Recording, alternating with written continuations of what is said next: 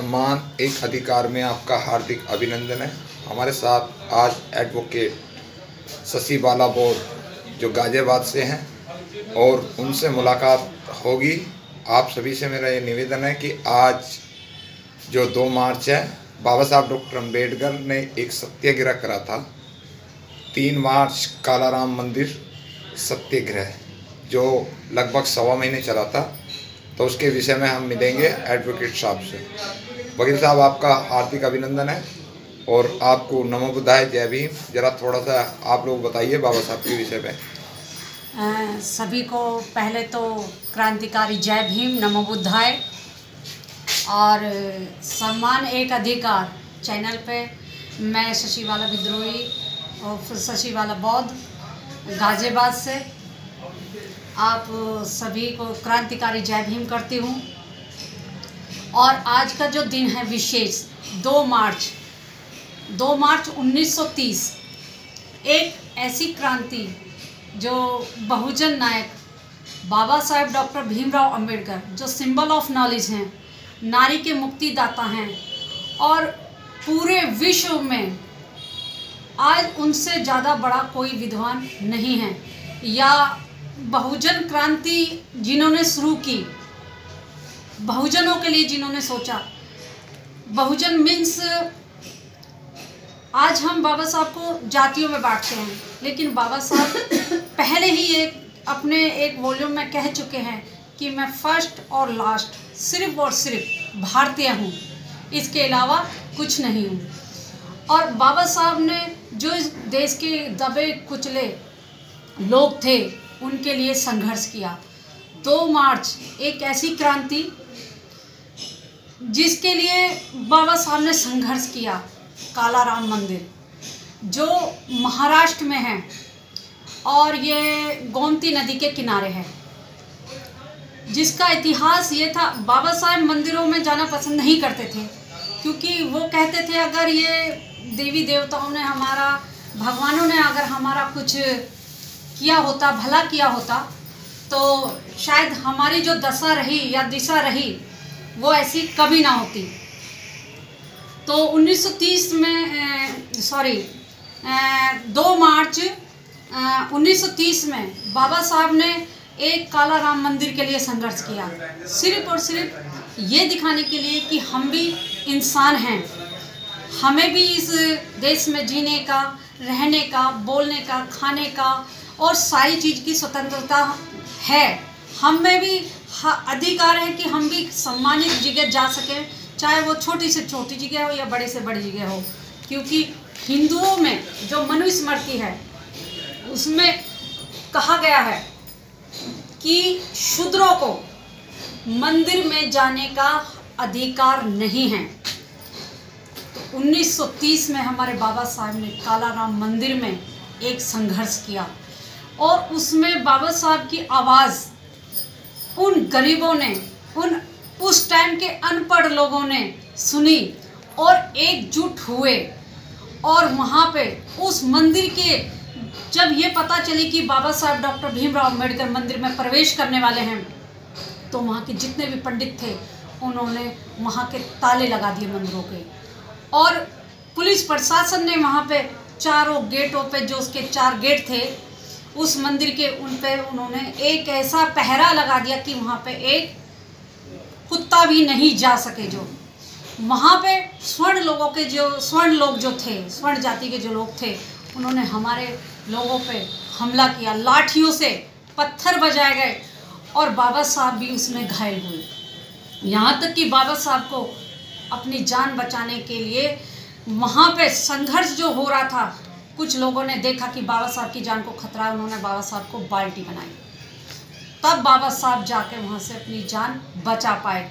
और ये पूरा का पूरा करीब 1 महीने ये संघर्ष चला और इस संघर्ष के बाद भी फिर भी हमें मंदिर में नहीं घुसने दिया गया, जिसमें बाबा साहब ने लास्ट में जाके दुखी होकर ये कहा 1956 में कि मैं हिंदू धर्म को छोड़ूंगा जरूर, क्योंकि हिंदू धर्म में ना तो हमारी कभी सुनवाई हुई, ना हमें हिंदू गिना गया।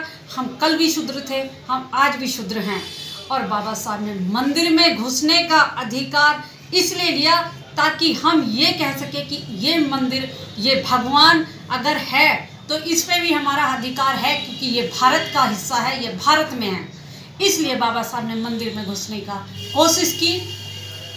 वो राम मंदिर, आज कानून के तौर पे हमें मंदिर में जाने का अधिकार जरूर है, लेकिन हमारे देश के जो राष्ट्रपति कोविंद है उन्हें भी मंदिर से धक्का दे के भगा दिया जाता है।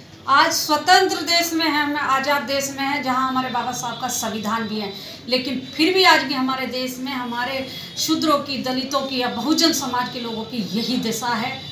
क्योंकि मैं कहना चाहूँगी, अभी हमारे मुख्यमंत्री अखिलेश जी जब अपनी सीट से हटे और योगी जी आए, तो योगी जी ने क्या करा कि वो जो मुख्यमंत्री जो आवास है उसको गाय के मूत्र से, गोबर से और कहाँ कहाँ के पता नहीं मंत्रों से, कितने नदियों का पानी लाके उसे शुद्ध किया गया, तब उसमें वो रहा। ये बताइए, जबकि डिम्पल यादव एक ठाकुर समाज से है, लेकिन यादव होने की वजह से अखिलेश के उस मंदिर को भी उस मुख्यमंत्री आवास को धोया गया। कितनी सोच की बात है कि आज भी हमारे देश में ये भेदभाव खत्म नहीं हुआ है। मैडम, मैं एक विषय पे आपसे रोशनी डाल दूं कि बाबा साहब डॉक्टर अंबेडकर को काला राम मंदिर सत्याग्रह करना जो पड़ा, उस टाइम की बहुत बड़ी मजबूरी थी, क्योंकि हमारे जो लोग हैं जी, वो शिक्षा की तरफ नहीं जाकर मंदिर मस्जिदों की तरफ ज्यादा ध्यान देते हैं। जी जी जी। बाबा साहब ने स्वयं कहा कि शिक्षित बनो, संगठित रहो, संघर्ष करो। Yes yes. तो बाबा साहब ने जो वहाँ पे सभा को संबोधित करते हुए उन्होंने कहा था कि अगर आप लोग हिंदू हो जी, तो आप लोगों को मंदिर में प्रवेश करने क्यों नहीं दिया जा रहा जी। बाबा साहब ने समाज को जागृत करने के लिए, उनको ये दर्शाने के लिए उन लोगों को इकट्ठा करा जी, और उनको संबोधित करते हुए कहा था कि आप सब लोग इस चक्कर में ना रहें, मंदिर दरवाजों में ना जाएं, अपने बच्चों को स्कूल में भेजें। जी जी जी। झगड़ा भी हुआ बाबा साहब का। आप गांव-गांव क्षेत्र में काम कर रही हैं जी, यूट्यूब पर भी हैं, फेसबुक पर भी हैं, और आप वकालत भी करती हैं, आपके पति भी वकील हैं, तो उनको कभी प्रॉब्लम नहीं आती कि भाई आप समाज में काम कर रही हो। बहुत सारी औरतें हैं, बहुत सारे यहाँ गाजियाबाद के अंदर LLB यानी कि वकील हैं, बहुत सारे एडवोकेट हैं जो केवल 2 चीज़ का कार्य करते हैं कि भाई उन्हें कमाना और अपने बीवी बच्चे पालना, समाज से उन्हें कोई लेना देना नहीं है। आप समाज में काम क्यों करती हैं? सर, पहली बात तो मैं ये कहना चाहूँगी कि बाबा साहब ने अपने एक वॉल्यूम में कहा था कि मुझे शहर के पढ़े लिखे लोगों ने धोखा दिया है।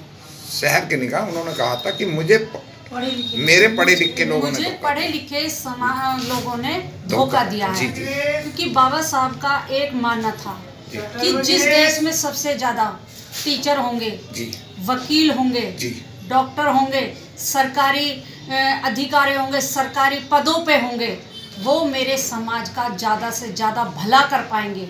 लेकिन वो लोग बाबा साहब के नाम का आरक्षण तो लिया, बाबा साहब के संविधान से हक अधिकार तो सारे लिए, लेकिन वो अपने स्वार्थ में ही सिर्फ और सिर्फ रह गए। उन्होंने सिर्फ अपने बीवी बच्चे देखे, अपना परिवार देखा। उन्होंने बाबा साहब की कही हुई बात को बिल्कुल इग्नोर कर दिया, नहीं माना। लेकिन जब भी उन पर मुसीबत आती है या परिवार पर मुसीबत आती है, तो वो लोग मंदिर में नहीं भागते। उस टाइम वो भागते स्टेशनों में, थाने में और न्यायालयों में। जबकि उनकी जो कमाई का जो साधन है वो क्या करते हैं, अपने आप को छुपाते हैं। ऐसी नौकरी ऐसी कैटेगरी में ले रहे हैं, हक अधिकार ऐसी कैटेगरी में ले रहे हैं, लेकिन हक अधिकार मिलने के बाद वो क्या करते हैं, वो जाते हैं मंदिरों में। जैसे हम देखते हैं हमारे समाज, बाबा साहब का 14 अप्रैल आने वाला है या बुद्ध पूर्णिमा आने वाली है, तो जो मैं हजारों की संख्या में नहीं कह रही, इस टाइम जो वर्तमान स्थिति में लाखों रुपयों में सैलरी मिलती है, लेकिन वो लोग क्या करते हैं कि वो अगर उनके यहाँ पे कोई ब्राह्मण पहुँच गया, वो तुरंत उसकी सेवा करेंगे, ड्राई फूड रखेंगे जी, चाय रखेंगे, बड़ा अच्छा स्वागत करेंगे कि आज हमारे घर पे कोई ब्राह्मण जाति का आया जी, और उनका पूरा स्वागत करेंगे जी, और वो जैसे ये कहेंगे कि जी हमें मंदिर के लिए अनुदान चाहिए, दान चाहिए, जी, तो वो हजारों की संख्या में नहीं लाखों की संख्या में चेक काट के दे देते हैं। जी, जैसे ही हमारा बहुजन समाज का कोई जाता है कि हम बाबा साहब की जयंती के लिए कुछ लेना है जी, तो वो अपनी व्यवस्था दिखा देते हैं। बच्चों की पढ़ाई है, जी, पैसे नहीं बच रहे हैं, जी, और दूसरी बात वो अपने नाम को छुपाने की का काम करते हैं कि जी मैं तो आपकी जाति से हुई नहीं, जी, और जैसे तैसे पता भी चल गया तो बड़ी मुश्किल से वो इतने गैरतमंद लोग होते हैं, बेगैरत लोग होते हैं कि अपने समाज के लोगों को ना तो वो सम्मान से बिठाते हैं और ना वो पैसे देते हैं कि चलो आज हमारे मसीहा का जन्मदिन है, जिसने मुझे नौकरी दी, जिसने आज मुझे मान सम्मान दिया, उसकी जयंती के लिए भी मैं लाखों रुपए या हजारों में दे सकूं चंदा। जी, जी।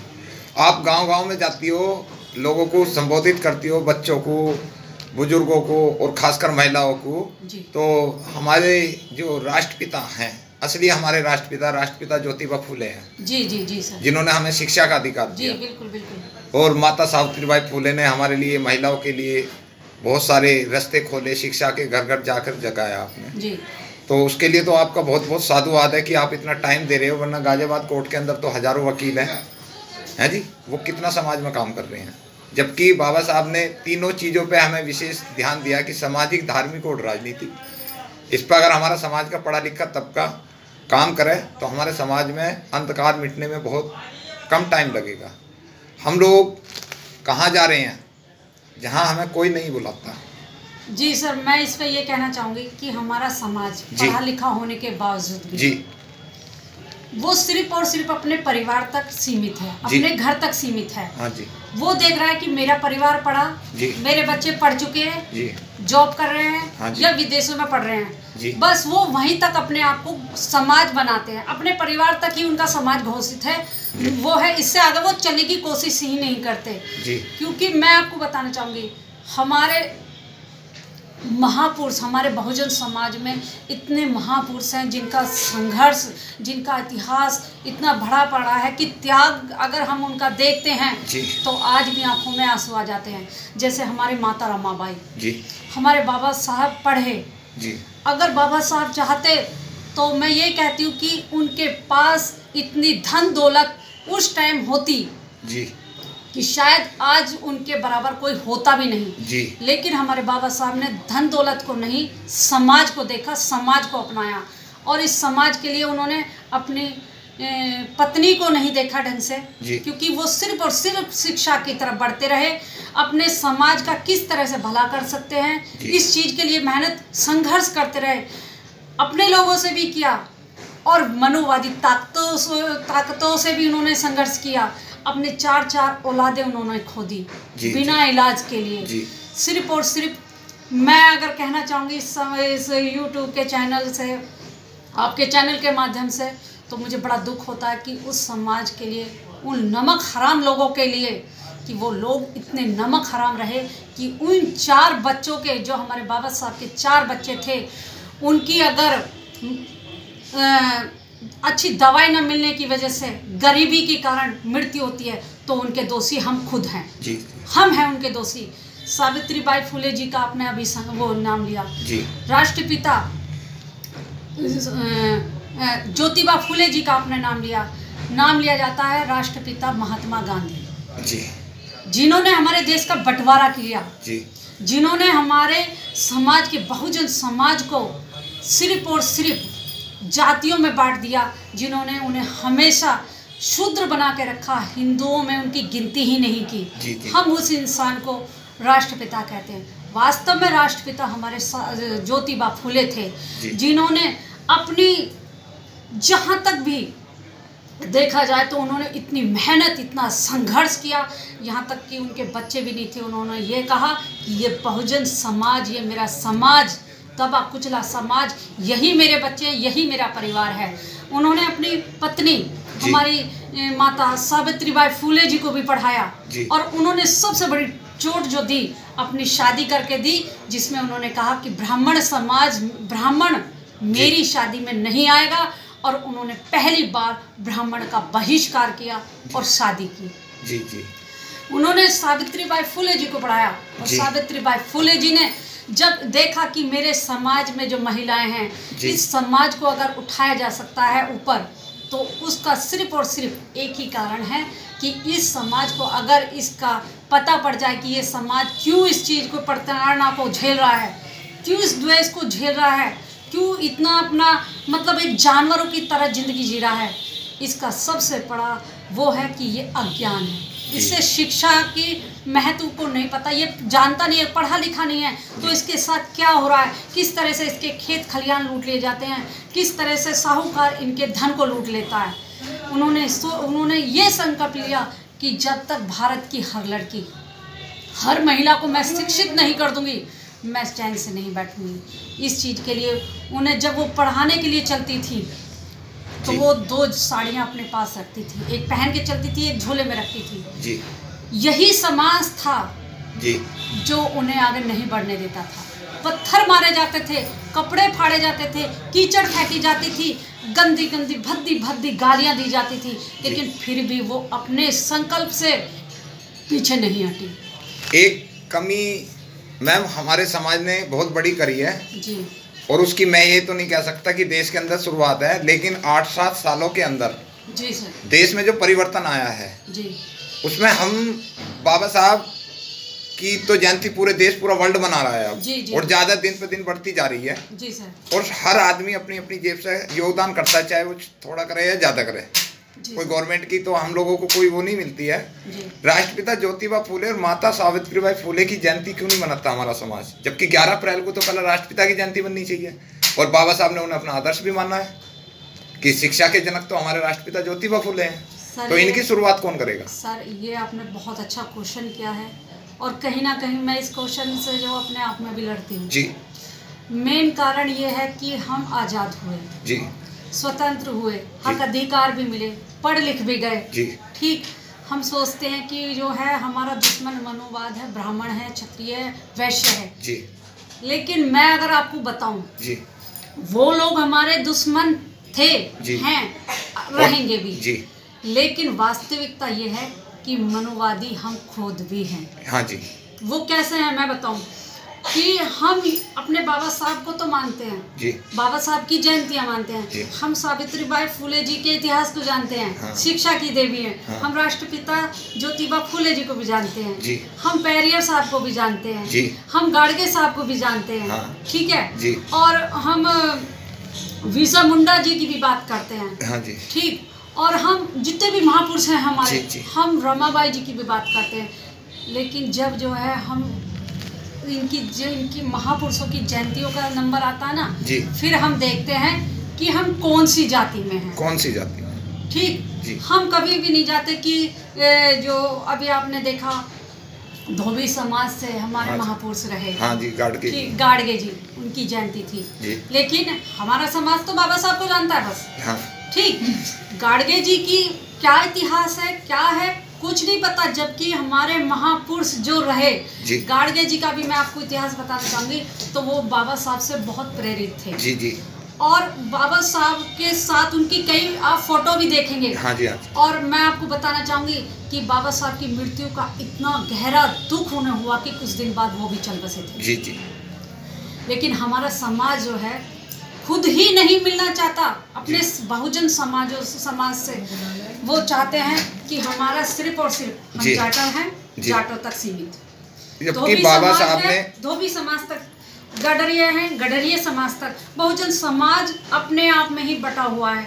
जब तक ये शुरुआत मैं अपने से लेके चलती हूँ, जब तक ये शुरुआत मैं नहीं करूँगी मैं जी जी, हर इंसान को ये सोचना कि मेरी शुरुआत कहाँ से होनी है। जब तक मैं ये नहीं सोचूंगी कि माता दीन भंगी की जयंती आ रही है जी जी, तो मुझे अपने वाल्मीकि समाज के भाइयों के घर जाना पड़ेगा, मिलना पड़ेगा, उनके दुख में भी जाना पड़ेगा, उनके सुख में भी जाना पड़ेगा जी जी। ठीक, तभी तो हम उन्हें मिल पाएंगे, तभी तो हम उन्हें जोड़ पाएंगे। क्योंकि अगर अपने अपने अहंकार में सब बसे रहेंगे तो सब बारी बारी से पिटते रहेंगे जी जी।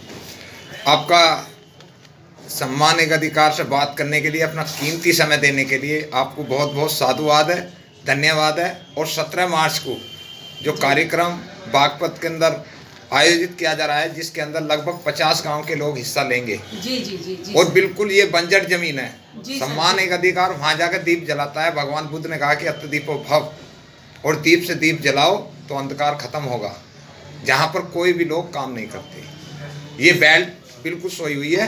आप आइए, आपका तहे दिल से अभिनंदन है। हमारे साथ सर बात करने के लिए आपका बहुत बहुत साधुवाद। सम्मान एक अधिकार चैनल जिसको चला रहे हैं हमारे देवेंद्र भाई जी, जो हिसाली से हैं, और मिशन में भी इनका बहुत बहुत योगदान रहा। 2 अप्रैल में जो हमारे समाज में पकड़े गए थे, उनमें इनके अरेस्टिंग भी हुई थी, जेल भी गए थे। और मैं बताना चाहूँगी कि समाज में जो क्रांति लाते हैं, जी जी, कह तो दिया जाता है कि हमें जो है बलिदान भी देना पड़ेगा, लेकिन जो बलिदान दे देते हैं उनके घर परिवार को कोई नहीं देता। जी जी। इस समाज को ये सोचना पड़ेगा कि जो संघर्ष कर रहे हैं, जो मिशन में काम कर रहे हैं, जो आदमी चल ना सके, जी जी, वो योगदान पैसे से दे सकता है, कुछ लिख के दे सकते हैं, कुछ चल के दे सकते हैं, कुछ लड़ के दे सकते हैं। और जो ये नहीं कर सकते, जो मिशन में काम कर रहे हैं, या जो हमारे, मैं उन सैनिकों को सलाम करती हूँ, उन अपने नौजवानों को, भाइयों को सलाम करती हूँ। जय भीम, क्रांतिकारी जय भीम बोलती हूँ। जो 2 अप्रैल को जेल में गए, बंद हुए, और 2 अप्रैल का भारत बंद सक्सेस रहा हमारा, उन परिवारों के लिए जो आज भी जेल में बंद हैं, मैं सभी साथियों से कहना चाहती हूँ, उनके परिवारों की हेल्प करें, उनके छुटाने में मदद करें। जैसे भी उनकी जमानत हो सके, केस आगे का जो भी लड़ा जाएगा, जैसे भी है उनकी मदद की जाए, परिवार की मदद की जाए। और जो इस 2 अप्रैल के उसमें संघर्ष में शहीद हुए हैं, उनके परिवार को आर्थिक सहायता दी जाए। अगर मेरे से भी, अगर आप लोग कहोगे, जो भी मुझसे बनेगा, मैं पीछे नहीं हटने वाली, और मैं ये देने वाली हूँ। बहुत बहुत साधुवाद। जो भी मदद चाहते, मैं हर तरह से तैयार हूँ। बहुत बहुत धन्यवाद वकील साहब का, आपने अपना कीमती समय दिया। और दोस्तों, क्रांतिकारी जय भीम, नमो बुद्धाय सभी को।